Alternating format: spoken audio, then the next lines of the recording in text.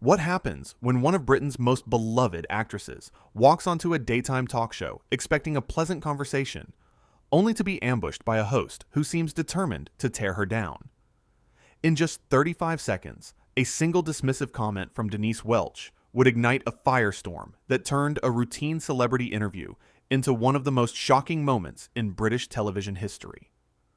The Loose Women's studio that morning had the usual energy. The panel was assembled.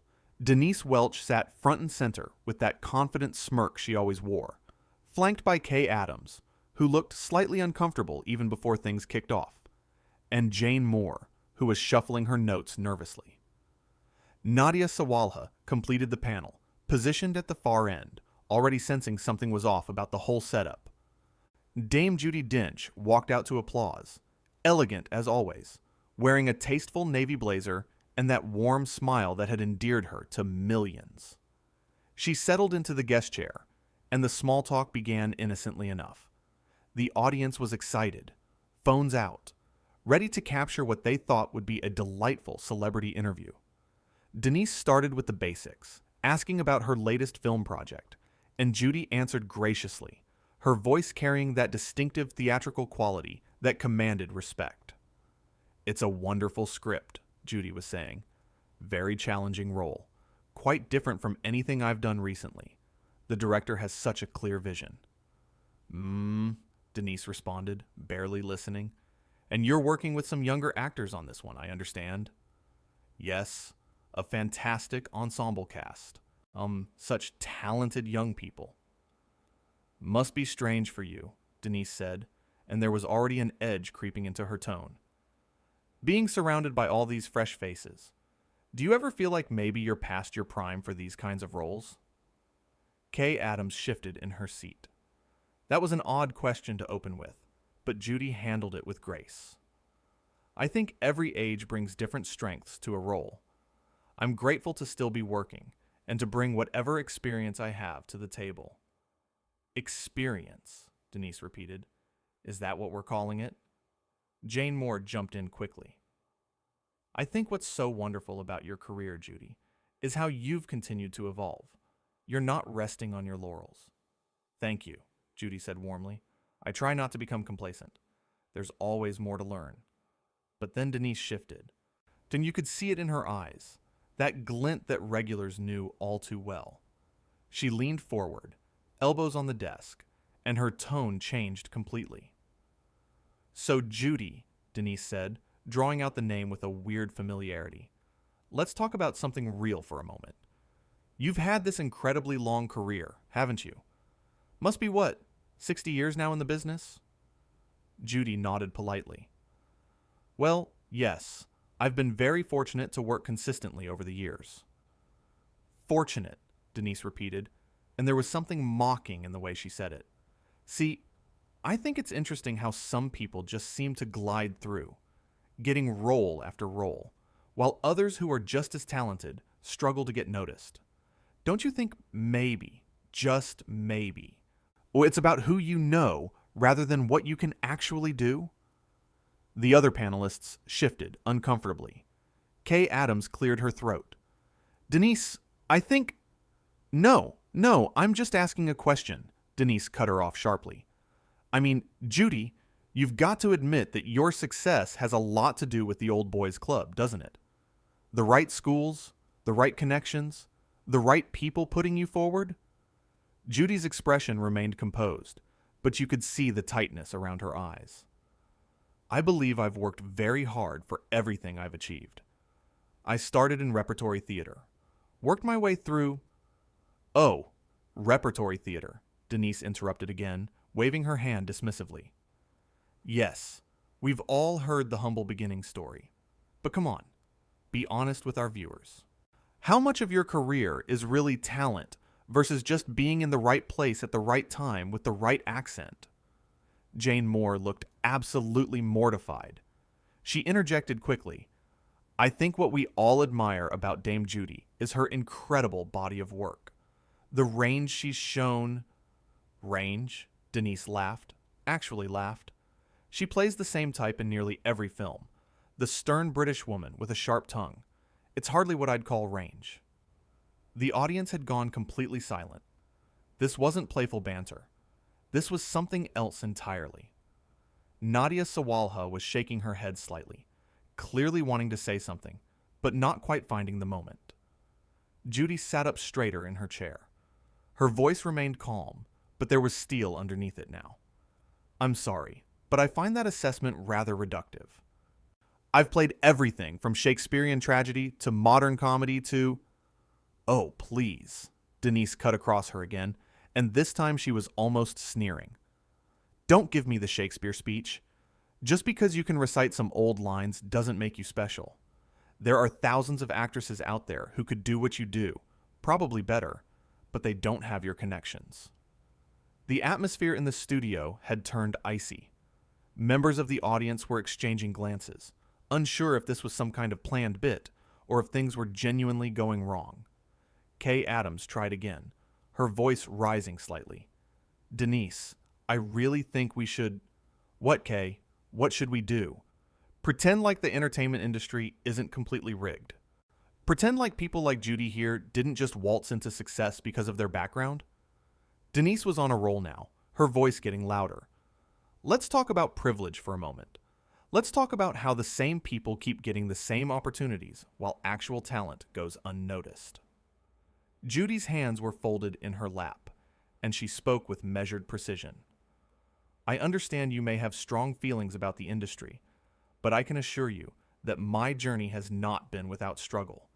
Every single role I've taken, I've earned through auditions, through preparation, through dedication to the craft. There you go again with the craft, Denise said, rolling her eyes dramatically. It's so pretentious. You know what it sounds like? It sounds like someone trying to make themselves seem more important than they are. Nadia Sawalha leaned forward. Denise, this is getting out of hand. Out of hand? I'm just asking questions that people are afraid to ask. Everyone's always so reverent around Dame Judi Dench. Like, she's untouchable. Well, guess what? She's not.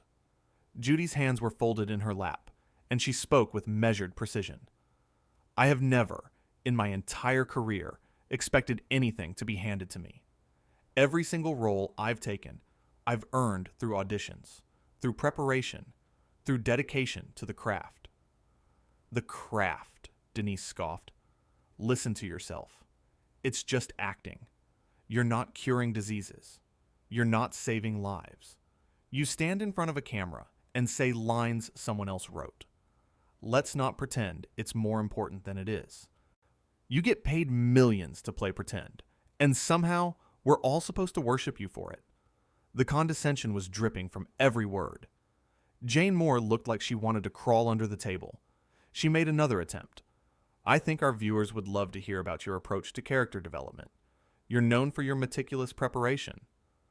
Our viewers, Denise interrupted yet again, turning to the camera with theatrical exasperation, are smart enough to see through all this celebrity worship nonsense. They know that Hollywood and the British film industry are just full of people patting each other on the back, giving awards to their friends, keeping out anyone who doesn't fit their little mold. It's all one big club, and Judy here has been a member for decades. That's incredibly cynical, Judy said quietly. And quite frankly, untrue. I've seen incredibly talented people from all backgrounds succeed in this industry. Oh, really? Denise challenged. Name one person who broke through without connections. Just one. I could name dozens, Judy replied, but I suspect you're not actually interested in hearing them. Because they don't exist, Denise said triumphantly. It's all about who you know. Always has been. Always will be. Nadia Sawalha finally found her voice. Denise, this is incredibly disrespectful. Dame Judy is our guest, and what? Denise snapped at her. She's our guest, so we have to bow down and kiss her feet? Pretend like she's some kind of royalty? That's exactly the problem. These people get one award, and suddenly they think they're untouchable.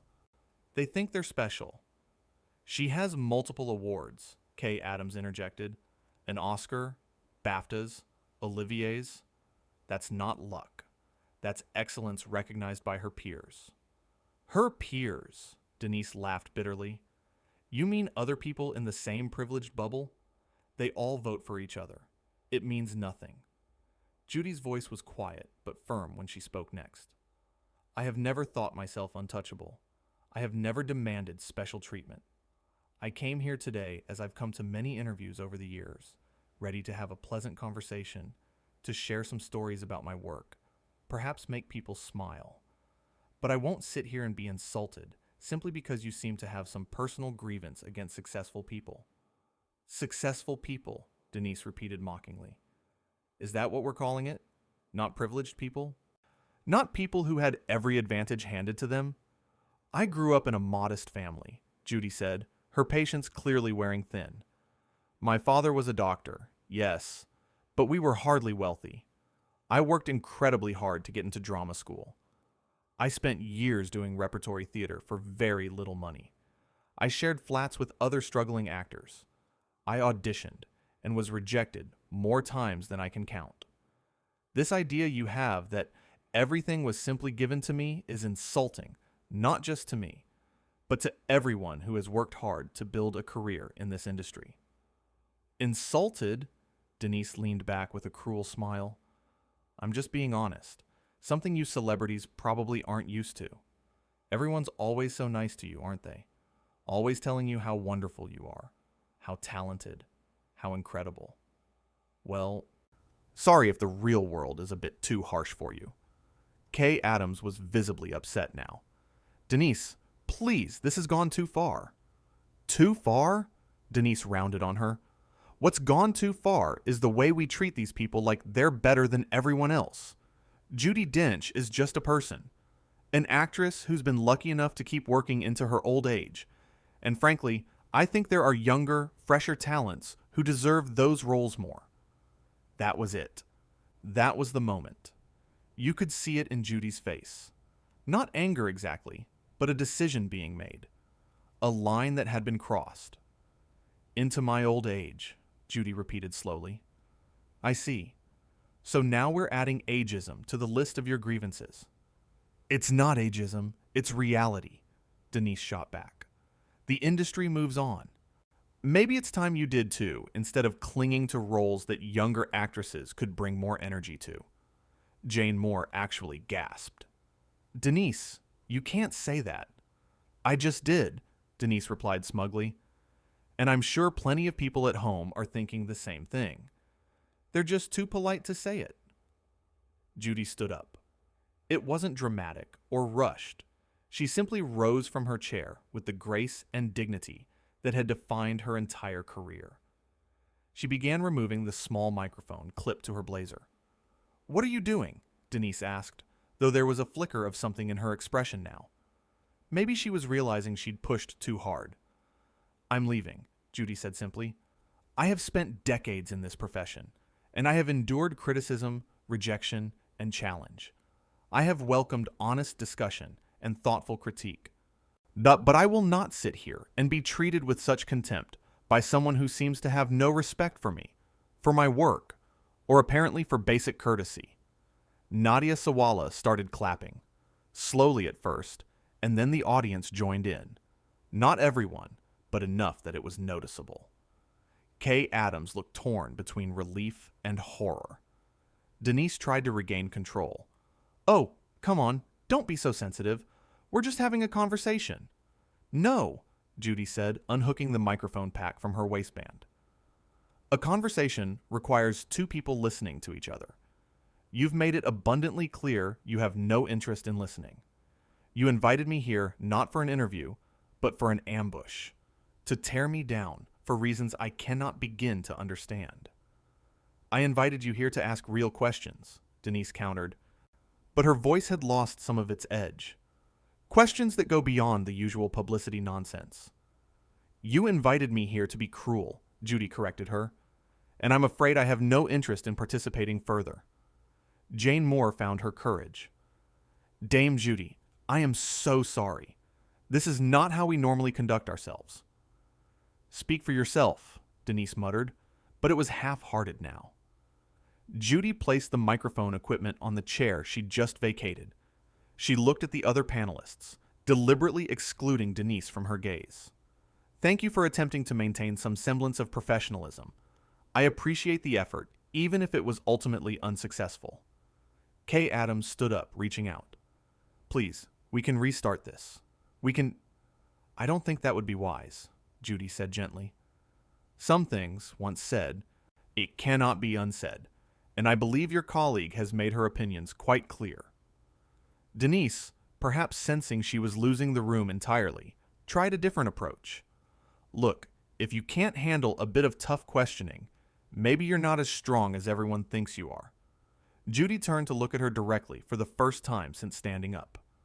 The look she gave Denise was not angry. It was worse than that. It was disappointed. The kind of look a teacher gives a student who has utterly failed to understand the lesson. "Strength," Judy said quietly, "is not about enduring cruelty for the sake of it. Strength is knowing when to walk away from a situation that serves no purpose other than to diminish you. I have nothing to prove to you, or to anyone watching. My work speaks for itself." "Your work," Denise started. But Judy held up a hand. "I'm done." 2 words, delivered with absolute finality.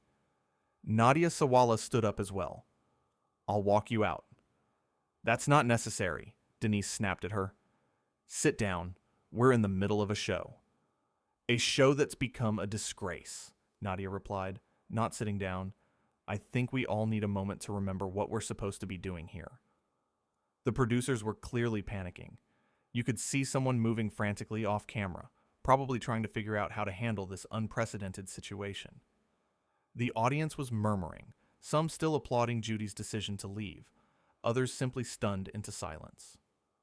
Judy gathered her small handbag from beside the chair. She took one last look at the panel, at the cameras, at the audience. When she spoke, it was to everyone except Denise. "I have always believed in the power of conversation, of dialogue, of exchanging ideas, even when we disagree. But there is a difference between robust discussion and simply being unpleasant for the sake of it. I hope for the sake of your viewers and your future guests that you can learn to recognize that difference." Denise stood up now too, and there was something almost desperate in her voice. "You're really going to walk out?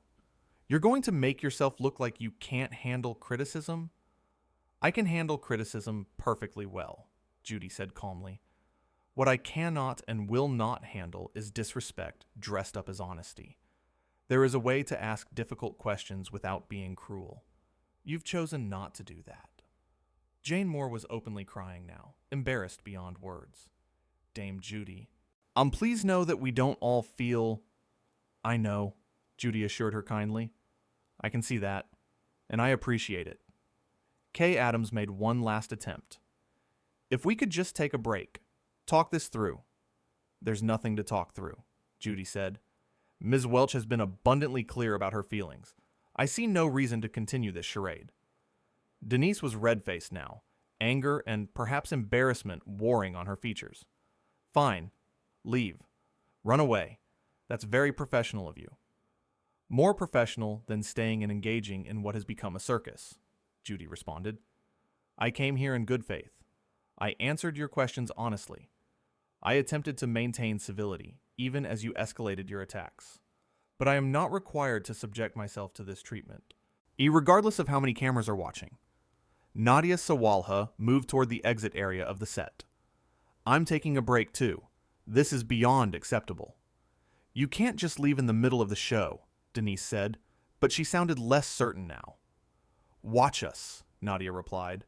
The audience was fully engaged now, some cheering, some looking uncomfortable, all riveted by what was unfolding. This was not the usual daytime television fare. This was raw, unscripted conflict. Judy began walking toward the exit.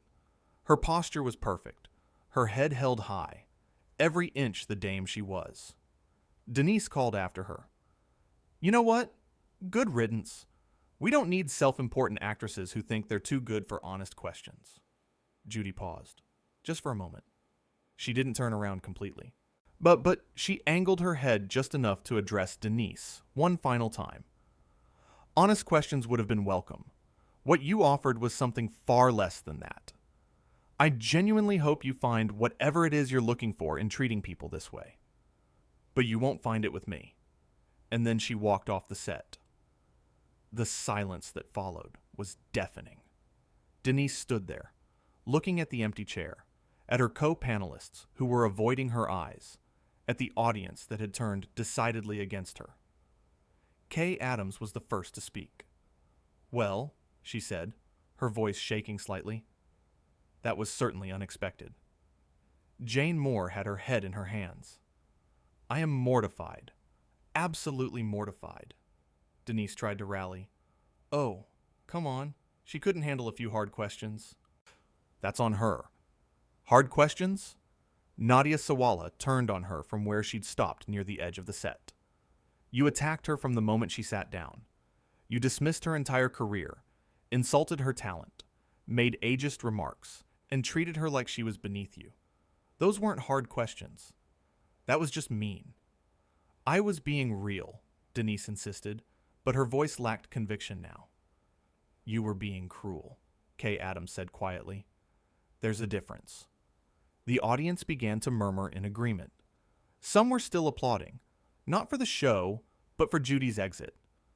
Others were calling out, though the words were indistinct. Denise looked around, seemingly realizing for the first time that the room had completely turned against her. "You're all being ridiculous. We're supposed to ask tough questions here. And that's literally the format of the show." "Tough questions, yes," Jane Moore said, looking up. "Disrespectful attacks? No. You crossed a line, Denise.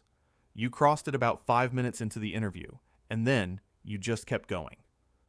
"She's Dame Judi Dench," Nadia added, "one of the most respected actresses in the world, and you treated her like she was nothing, like her entire life's work meant nothing." Denise was defensive now, her arms crossed. "I treated her like I'd treat anyone. Just because she has a title doesn't mean she's above criticism." "No one said she was above criticism," Kay countered. "But there's a way to critique and a way to attack. You chose to attack." A producer's voice came through the speakers, though the words were muffled. Whatever was being said, it was clear that damage control was in full effect. The cameras were still rolling, capturing every moment of the aftermath. Denise sat down heavily in her chair. For the first time, she looked uncertain. "I was just doing my job." "Your job is to interview guests, not drive them off the set," Jane said firmly. "I've never been so embarrassed in my professional life." The audience was restless now, some getting up to leave, others staying to watch the fallout.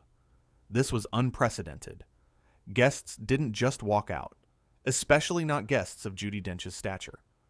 Nadia walked back to the panel, but she didn't sit down.